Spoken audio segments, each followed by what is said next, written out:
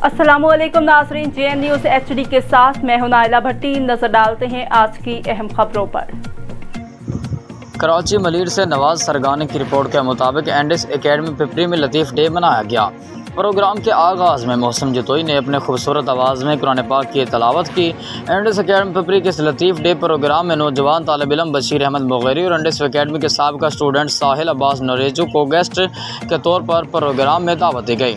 साहिल अब्बास नोरेजू ने शाह अब्दुल लतीफ़ बिटाई के शेर व शायरी पर लेक्चर भी दिया और कहा कि शाह साहब की शायरी में मोहब्बत, अमन और भाईचारे का हमें दर्स मिलता है।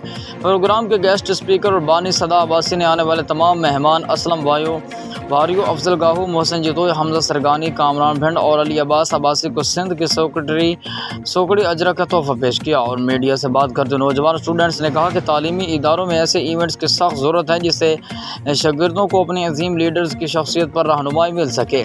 ऐसे प्रोग्राम बच्चों के लिए तालीम और तरबियत में बेशुमार साबित होती हैं। सिंध के हर स्टूडेंट को शाह साहब की शायरी पढ़नी और समझनी चाहिए।